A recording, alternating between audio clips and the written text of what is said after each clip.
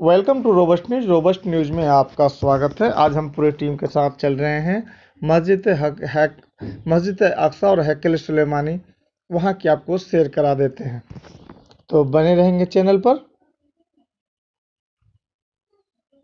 आपको वहाँ मस्जिद अक्सा और हैकल सुलेमानी क्या है, इसकी भी हम आपको जानकारी देंगे। आमतौर पर मशहूर है कि मस्जिद अक्सा की पहली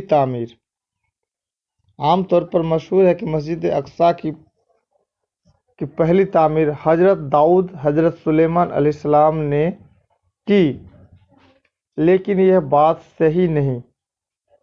बुखारी शरीफ में हज़रत अबू जर रज़ियल्लाहु अन्हा की सही रिवायत मौजूद है कि बैतुल मुक़द्दस और मस्जिद अक्सा की तामीर में 40 साल का फासला है, और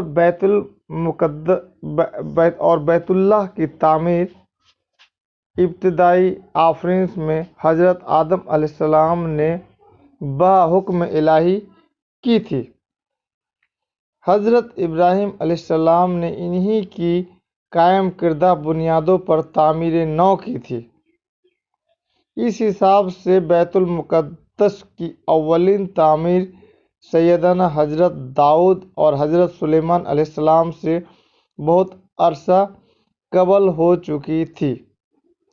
इस तरह यहूदियों का यह दावा, यानी जायोनिस्टों का यह दावा ही सिरे से बातिल हो जाता है कि यहाँ हज़रत सुलेमान अलैहिस्सलाम ने सबसे पहले हैकल यानी इबादतगाह तामीर की थी। अलबत्ता यह ज़रूर है कि इसकी तामीर नौ हज़रत सुलेमान अलैहिस्सलाम ने की है, लेकिन हज़रत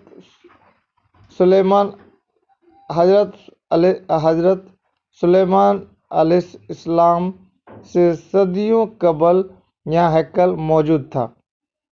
अल-कुद्दुस की जो तारीख आज की इंसानी दुनिया को मालूम है, इसके मुताबिक यहाँ कनानियों और यबूसियों के दौर से हैकल तामीर होते चले आ रहे हैं। हज़रत सुलेमान अलैहिस्सलाम के बाद भी कई मरतबा यहाँ नई तामीरात हुई हैं। बाज मरतबा तो जलजला या हमलावरों की लूट मार से मुकम्मल इन्हदाम के बाद नई तामीर हुई है, जो कभी यहूदियों के जानी दुश्मनों ईसाइयों और कभी मुसलमानों ने की। तो यहूदी किसकी विरासत का दावा करेंगे? पहला सवाल ये होता है। एक तवील अरसा तो यहाँ ऐसा गुजरा कि यहाँ तबाहशुदा मलबे के अलावा कुछ न था। इसकी तफसील यह है कि बनी इसराइल को खुदा ताला ने जब इनकी बदअमालियों की बिना पर सज़ा देनी चाहिए, तो 6ठी सदी कबल अज मसीह की अवाविल में बाबुल के हुक्मरान बख्त नसर ने यरूशलेम को फतह करके पेवंद जमीन कर दिया, और यहूदियों की मजहबी सहीफे नजर आतिश करके 1 लाख यहूदियों को कैद करके बाबुल ले गया। सूरा बनी इसराइल के शुरू में इस वाक़े के तरफ इशारा मौजूद है। यहूद के अजाब इलाही में गिरफ्तार रहने के इस ज़माने में तकरीबन 1.5 सदी तक यहाँ सिवाय वीरानी के और कुछ न था। इसके बाद अहले मिस्र, फारसियों और रोमियों की हुकूमतें हुकूमतों ने मुख्तलिफ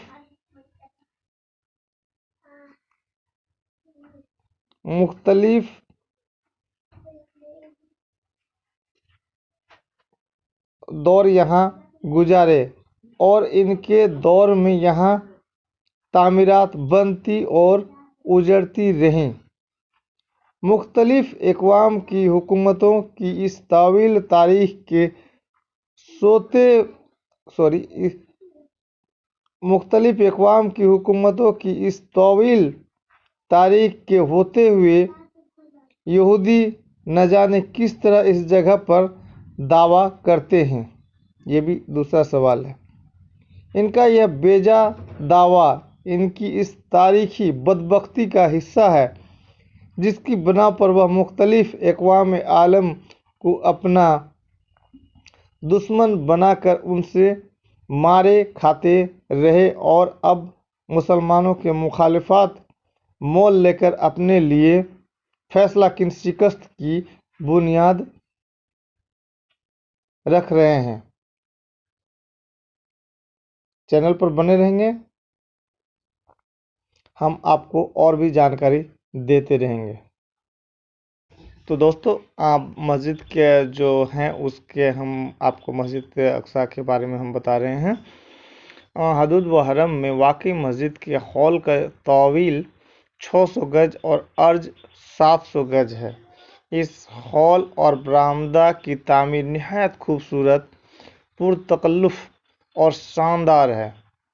छत जिन सतूनों पर खड़ी है यह आला किस्म के संगमरमर के हैं और इनके दरमियान के मेहराबों और मस्जिद के गुंबद के अंदरूनी हिस्से पर निहायत उम्दा नक्श व निगार तलाई काम किया गया है। मस्जिद के गिर्द मजबूत फैसल है। मौरखीन का इत्तफ़ाक़ है कि मस्जिद अक्सा की रोज़ अव्वल से जो हदूद थी आज भी वह उन्हीं हदूद पर क़ायम है, इनमें कमी बेशी नहीं हुई।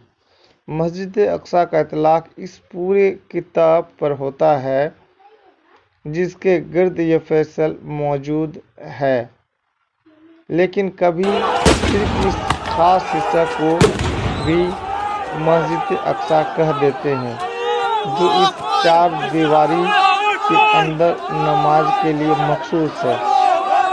फैसल में के अंदर दाखिल होने के जो 14 दरवाजे हैं, इनमें से 10 दरवाजे आज भी ज़ेर इस्तेमाल हैं, जबकि 4 दरवाजे सुल्तान सलाहुद्दीन अय्यूबी रहमतुल्लाह अलैहिस्सलाम ने हिफाजती नुक्ता नज़र के तहत बंद करवा दिए थे।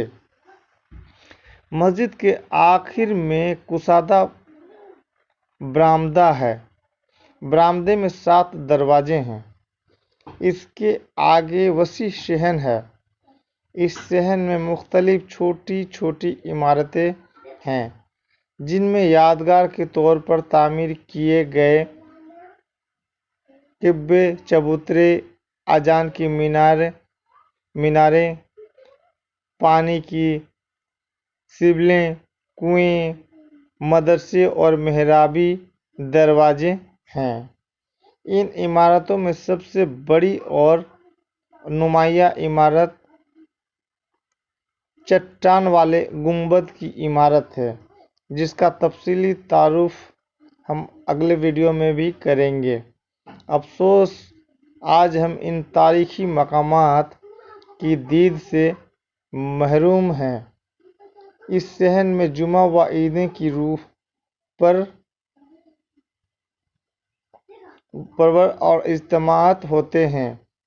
मुसलमानों के यहाँ नमाज की अदायगी में यहूदी अपने लिए निहायत रुसवाई महसूस करते हैं। जब यहाँ मुसलमान नमाज अदा करते हैं तो यहूदी अपने लिए निहायत रुसवाई महसूस करते हैं, लिहाजा वह कभी यहाँ आग लगाकर और कभी मस्जिद अक्सा के नीचे सुरंगें खोदकर और कभी दूसरे हिले बहानों से इसकी इन्हादम यानी कि डैमेज करने की कोशिश कर रहे हैं। और मस्जिद अक्सा की सोगवार फजा सारे आलम के मुसलमानों से अहद वफा की तकमील का तकाजा कर रही है। बने रहेंगे चैनल पर, अभी हम और भी कुछ जानकारी आपको देंगे। दोस्तों, आज हम आपको इस मस्जिद अक्सा की खासियत क्या है और उसकी धुंधली हकीकतें क्या है वो हम अब बताएंगे। वक्त की गिर्द कैसी कैसी हकीकतों को धुंधला देती है, और जब किसी चीज़ की वारिस ही इससे फौत हो जाए तो किस बेदर्दी और सफाई से वह चीज़ उनसे छीन ली जाती है। इसकी मिसाल दुनिया की मुक़द्दस तारीख़ी इमारत मस्जिद अक्सा है। मस्जिद अक्सा को जलील कदर अंबियाए कराम अलैहिस्सलाम और औलियाउल्लाह की ज़मीन न्याज का बोसा लेने का शरफ हासिल है। यहाँ वही का नज़ुल होता रहा। कुरानी शहादत के मुताबिक बरक़ात आसमानी बेपाया रहमत की शक्ल में इसकी मुक़द्दस चार दीवारी में उतरती रहें। यहीं से रब्बुल इज़्ज़त अपने आखिरी नबी को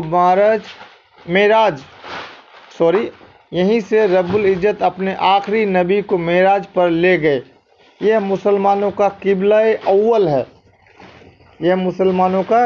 अव्वल यानी फर्स्ट है, और यहाँ एक नमाज का सवाब एक रिवायत के मुताबिक 50,000 नमाजों के बराबर मिलता है। अफसोस कि इस दौर के मुसलमान इसकी ज़ियारत से महरूम हैं और अरसे दराज से बाहर के मुसलमानों को इसकी ज़ियारत और यहाँ नमाज की अदायगी का मौका नहीं मिला।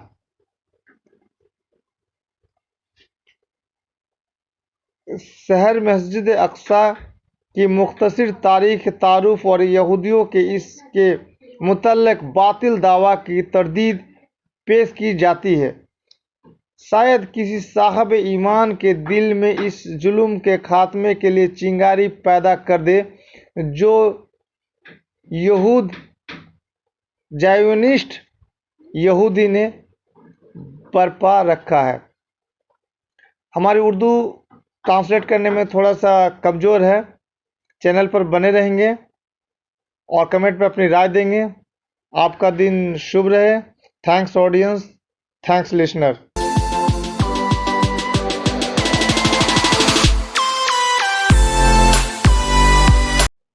Welcome to robust news. Robust news में आपका स्वागत है। आज हम आपको लेते चलते हैं इजराइल और गाज़ा, जहां पर घमासान लड़ाई चल रही है। रविवार, आज 10 दिन होने जा रहा है। रविवार को इजराइल ने गाज़ा में पिछले एक हफ्ते यानी 8-9 दिन से सबसे अधिक हमला किया, जिसमें अब तक हज़ारों बच्चों की जानें चली गई और हज़ारों फ़िलिस्तीनी नागरिक लापता हो गए या मार दिए गए। इजराइल के प्रधानमंत्री बेंजामिन नेतन्याहू ने शनिवार शाम को कहा कि जब तक ज़रूरत पड़ेगी तब तक यह अभियान जारी रहेगा।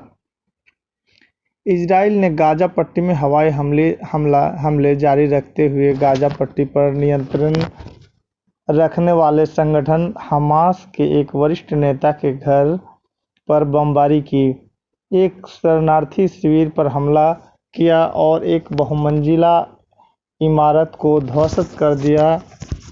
एक अलजला नाम का बिल्डिंग को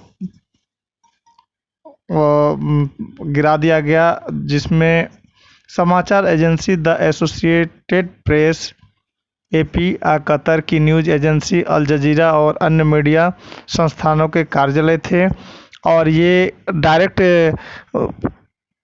ये इजरायली फोर्सेस के करतूत को डायरेक्ट ब्रॉडकास्ट कर रहे थे, दिखा रहे थे, जिस वजह से सच्चाई सामने न चले जाए, पब्लिक का लोगों के पास सामने ना चले जाए, इसलिए इन बिल्डिंग पर हमला करके इसको अल जजीरा को बिल्डिंग का नाम अल जला है और न्यूज़ का नाम आप क्लियर कर देते हैं कि न्यूज़ का नाम है अल जजीरा। आप यूट्यूब पे सर्च करेंगे तो आपको मिल जाएगा। तो अल जजीरा का जो ऑफिस था, और भी कई ऑफिस थे, चूँकि वो 11 मंजिला बिल्डिंग है, कोई एक 12 मंजिला कहता है, कोई 11 मंजिला कहता है, लेकिन जो टॉप फ्लोर था वो थोड़ा सा छोटा है। और जो जैसे हमारे इंडिया में अगर 5 मंजिला होता है तो ऊपर थोड़ा सा और रूम बना के रखता है, उसी तरह से वो है एक्चुअल में 11 मंजिला, लेकिन थोड़ा सा और रूम बना हुआ है। आप उसको 12 मंजिला भी कह सकते हैं, 11 मंजिला भी कह सकते हैं। तो ये बिल्डिंग है, बिल्डिंग का नाम है अल जला, और जिसमें जो न्यूज़ ऑफिस था उसका नाम है अल जजीरा, और कई तरह के और भी चैनल वगैरह के ऑफिस थे जो न्यूज़ वगैरह ब्रॉडकास्ट कर रहा था, और वो सच्चाई को डायरेक्ट दिखा रहा था लोगों को, दुनिया को। इस वजह से वहाँ की मतलब कि इजरायली आर्मी के द्वारा, फोर्सेस के द्वारा उस बिल्डिंग को तोड़ के गिरा दिया गया। वहीं हमास ने इजराइल में रॉकेट हमले जारी रखे हैं। उसने देर रात तेल अवीव शहर पर भी रॉकेट दागे। शनिवार को एक घर पर रॉकेट गिरने से एक व्यक्ति की मौत हो गई। समाचार के अनुसार, जानकारी के अनुसार, रविवार को इजराइल ने गाजा में पिछले एक हफ्ते में सबसे घातक हमला किया, जिसमें हजारों बच्चों की जान चली गई। कम से कम 2600 फिलिस्तीनी नागरिकों की मौत हो गई है। गाजा के स्वास्थ्य अधिकारियों ने इसकी जानकारी दी। रविवार तड़के हुए इस हमले के साथ इस संघर्ष में गाजा में कम से कम 300 से ऊपर फिलिस्तीनी मारे गए, जिनमें 147 और बच्चे और 227 महिलाएं शामिल हैं। इजराइल में 100 लोगों से भी अधिक लोगों की मौत हो गई है, जिनमें 2 बच्चे शामिल हैं। अमेरिका के राष्ट्रपति जो बाइडेन ने इजराइल के प्रधानमंत्री बेंजामिन नेतन्याहू और फिलिस्तीन के राष्ट्रपति महमूद अब्बास से फ़ोन पर अलग अलग बात की, हालांकि उन्हें इजराइल के अभियान का समर्थन किया है। इजराइल के युद्धक विमानों ने रविवार तड़के गाजा सिटी के अहम हिस्से में कई इमारतों और सड़कों को निशाना बनाया। निवासियों और वहां के लोकल पत्रकारों द्वारा जारी तस्वीरों के जो कि नहीं निकल पा रहा है, और जो भी चोरी छिपे वीडियो निकल रही है, हवाई हमलों से गड्ढा बन गया है जगह जगह, जिसमें अस्पताल की ओर जाने वाली एक मुख्य सड़क अवरुद्ध हो गई है, यानी रुक गई है। शिफा हॉस्पिटल का नाम है, जो गाजा पट्टी में सबसे बड़ा अस्पताल है। स्वास्थ्य मंत्रालय ने बताया कि ताज़ा हवाई हमलों में कम से कम 2 लोगों की मौत हो गई है और 25 घायल हो गए हैं, जिनमें बच्चे और महिलाएं शामिल हैं। उसने बताया कि बचावकर्ता अब भी मलबा हटा रहे हैं तथा अभी तक 5 और घायलों को निकाला गया है। 2 घंटों तक भारी बमबारी करने के बाद भी इजराइल सेना ने कोई टिप्पणी नहीं की है। इजराइल ने शनिवार को हमास की राजनीतिक शाखा के प्रमुख नेता खलील अल-हायह के घर पर बम गिराए। अभी अल-हायह के मारे जाने या किसी अन्य के मारे जाने की कोई खबर नहीं मिली है। आपको बता दें कि यहाँ आप जैसे कि हमारे ये न्यूज़ में हिंदी में सुन रहे हैं, तो यहाँ इस तरह हिंदी नहीं चलता है। यहाँ की भाषा हिब्रू या अरबी है और अंग्रेजी है। तो आपको अंग्रेजी, जो लोग अंग्रेजी बोलते हैं उनसे ट्रांसलेट करके तब आपको बताया जा रहा है, या कुछ लोग हिब्रू बोलते हैं तो हिब्रू से पहले वो अंग्रेजी में करते हैं ट्रांसलेट, फिर अंग्रेजी से फिर उसको हिंदी में ट्रांसलेट करते हैं। इस तरह से आपके पास खबर पहुंचती है। या फिर जो लोग अरबी बोलते हैं उसको अरबी से इंग्लिश में ट्रांसलेट करते हैं, फिर इंग्लिश से हिंदी में ट्रांसलेट करते हैं, तब बात पहुंचती है। और बहुत सारे लोग हैं जो अंग्रेजी जानते भी नहीं है यहाँ के, या तो अरबी बोलते हैं या तो हिब्रू बोलते हैं। ऐसे में बहुत लोगों को समझना और फिर उससे न्यूज़ लेना भी एक बहुत कष्टदायक काम है। और वैसे भी यहाँ न्यूज़ लेने वाले रिपोर्टरों को देखते ही उसे गायब कर दिया जाता है। खैर, अल हाय के घर पर बमबारी दिखाती है कि इजराइल अपना अभियान हमास समूह के अन्य कमांडरों को निशाना बनाने से आगे बढ़ रहा है। इजराइल ने कहा कि उसने हमास की सेना के दर्जनों लोगों को मार गिराया है। हालांकि हमास ने केवल 20 सदस्यों के मारे जाने की बात कही है। संघर्ष शुरू होने के बाद से ही इजराइल ने गाजा सिटी के बड़े कार्यालयों और आवासीय इमारतों को निशाना बनाते हुए आरोप लगाया कि इसमें हमास के फाइटर लोग रह रहे थे। शनिवार को उसने 12 मंजिला अल जला शनिवार के दिन 12 मंजिला अल जला यानी कि वो अल जजीरा के जो बिल्डिंग है उसको गिरा दिया, जहां समाचार एजेंसी एपी, टीवी नेटवर्क, अल जजीरा और अन्य मीडिया संस्थान के कार्यालय स्थित थे।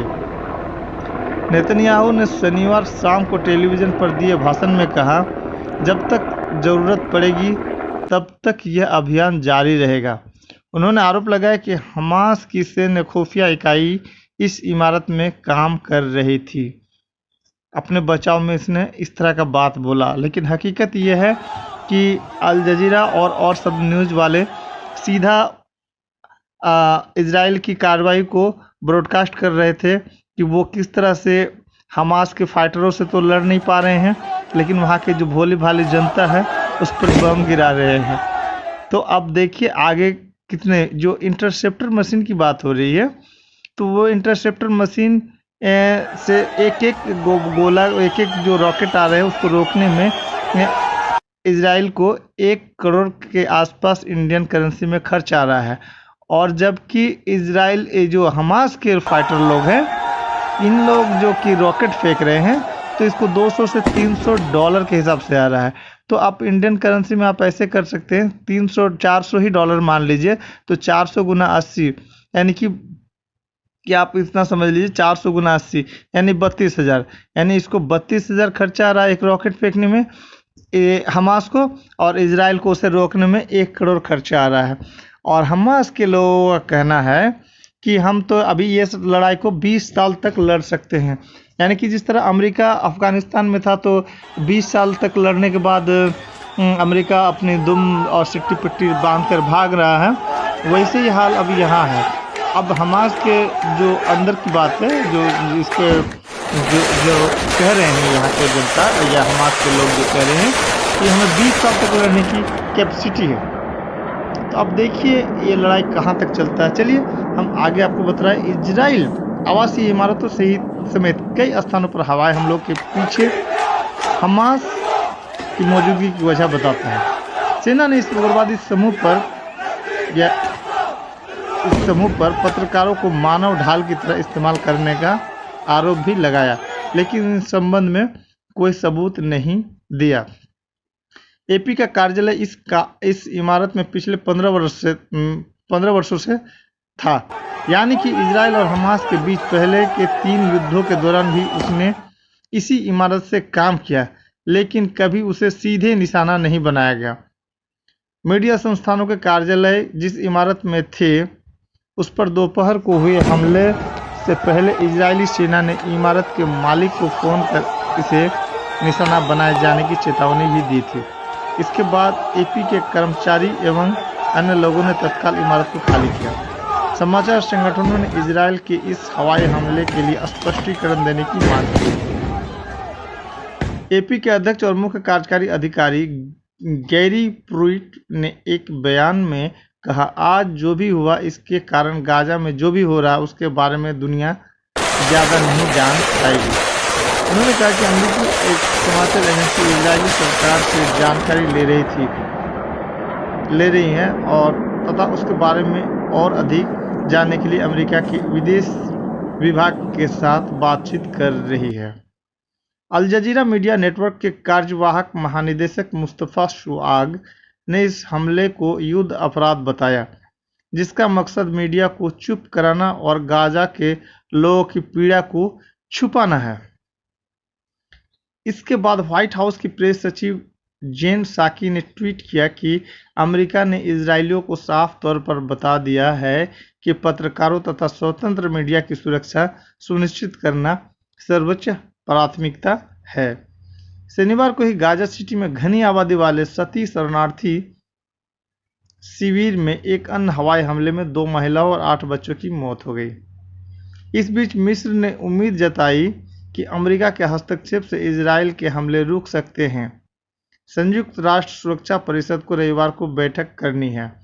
पूर्वी यरूशलेम में इस महीने की शुरुआत में तनाव तब शुरू हुआ जब फिलिस्तीनियों ने शेख जर्राह में उन्हें निकाले जाने के खिलाफ प्रदर्शन किया और इजरायली पुलिस ने अल अक्सा मस्जिद में निहत्थे नमाजियों पर अंधाधुंध गोलियां चलाई और नमाजियों को गोली मारा, और इस वजह से ये लड़ाई आज 10वें दिन भी जारी है।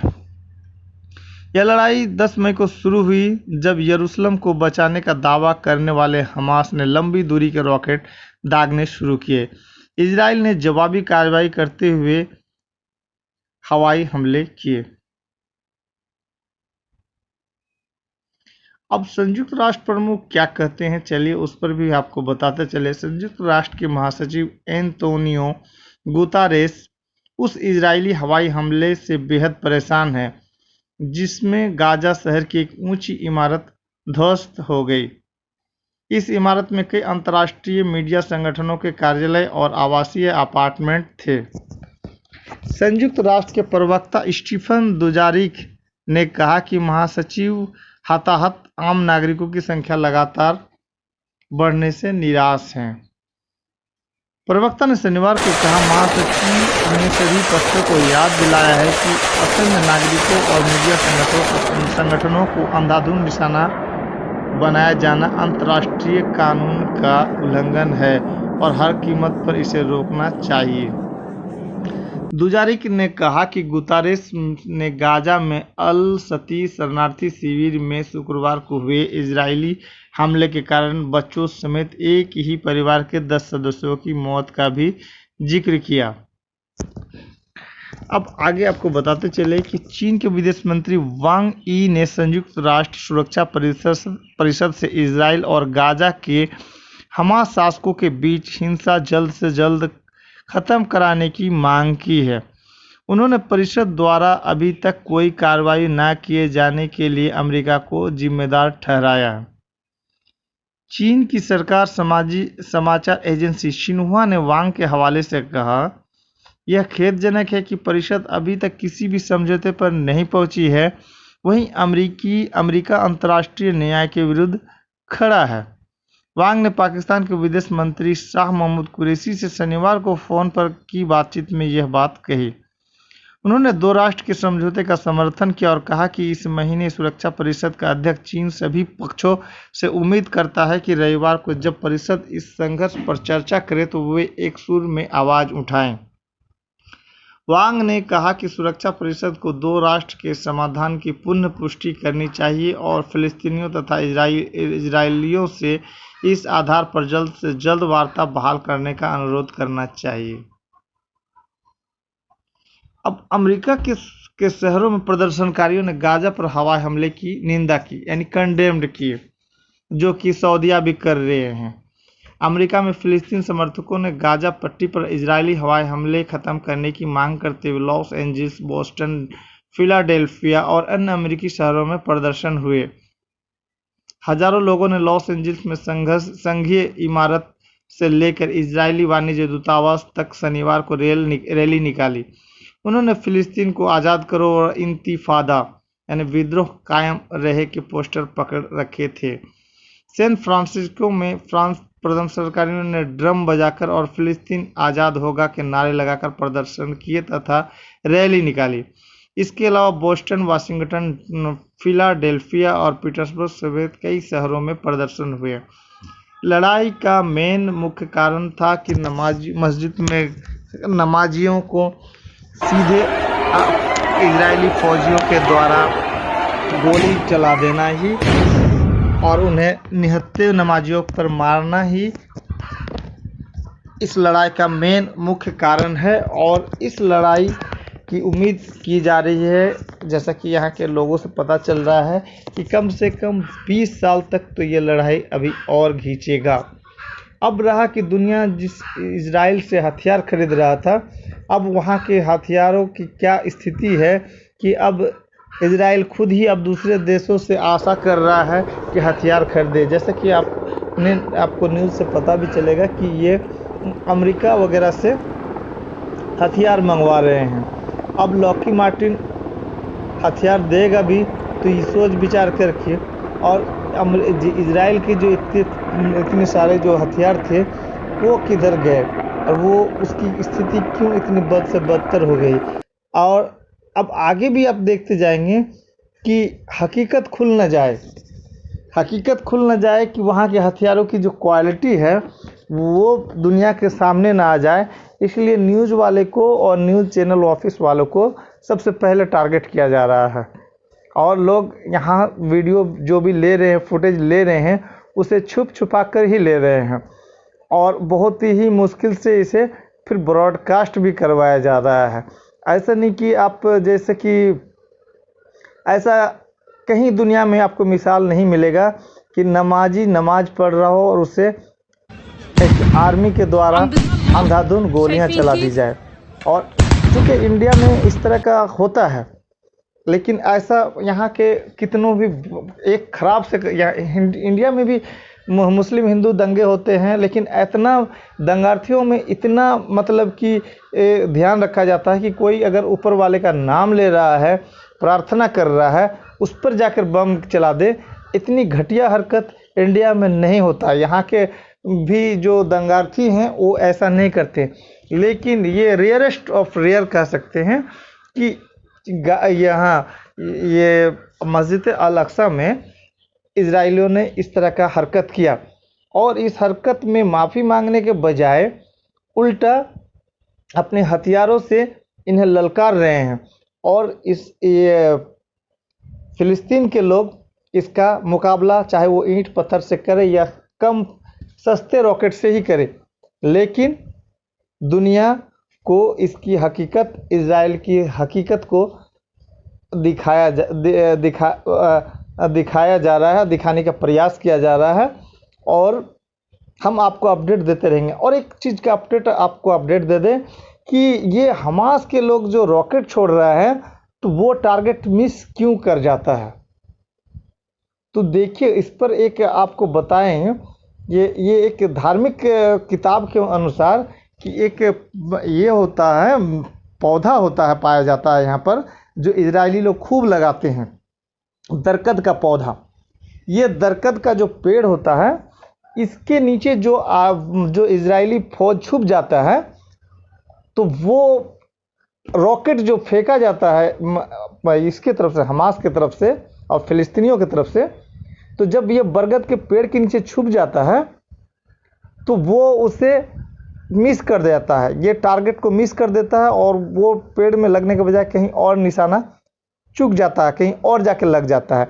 यानी कि बरगद का पेड़ इन लोगों का बचाव करता है, और जिसकी वजह से ये लोग आपस में गिफ्ट भी देते हैं। तो बरगद का पौधे का, दरकत का पौधा कहते हैं, आपके इलाके में कुछ और बोला जाता है, हमारे इंडिया में बरगद बोला जाता है। तो ये पौधे का इस्तेमाल करके लोग इस पौधे और इस झाड़ियों के पीछे छुप जाते हैं इजरायली फौजी, जिससे कि रॉकेट के हमलों से बच जाते हैं। तो इस पर भी साइंस वालों को रिसर्च करना चाहिए कि आखिर इस पौधे में, इस पेड़ में आखिर क्या खासियत है कि इस पर जो हिट किया जाता है। जब आपको मैं एक छोटा सा पौधा का वीडियो दिखा दूंगा कि जब इस पे हिट किया जाता है तो वो इस बरगद के पेड़ के पीछे आर्मी छुप जाते हैं, इजरायली फौज छुप जाते हैं, और इजरायली जहाँ भी जाते हैं या जहाँ भी रहते हैं इस पेड़ को बहुत ज़्यादा लगाते हैं। आखिर उसमें रेडिएशन का भी कोई असर नहीं होता, और आए हुए जो ड्रोन वगैरह या जो हिट करने के लिए जो मिसाइल आता है, मिसाइल अपना रास्ता भूल जाता है। इस पेड़ की ये खासियत है। और ये पेड़, ये इजरायली लोग, यहूदी लोग, जायोनिस्ट लोग, इसको आप यहूदी को जायोनिस्ट भी कहते हैं, इंग्लिश में जायोनिस्ट कहते हैं, और इसके जो धर्मगुरु होते हैं उसको रब्बी कहा जाता है। तो ये इनके रब्बी और ये जायोनिस्ट लोग जहाँ भी जाते हैं वो इस दरकत का पौधा खूब लगाते हैं। और अब जो लड़ाई में देखा जा रहा है कि जब फिलिस्तीनी लोग रॉकेट फेंक रहे हैं तो ये इस पेड़ के नीचे छुप जाते हैं। चलिए हम आपको अपडेट देते रहेंगे, चैनल पर बने रहें और चैनल से जुड़े रहें, अपडेट देते रहेंगे। आपका दिन शुभ रहे। Thanks audience, thanks listeners.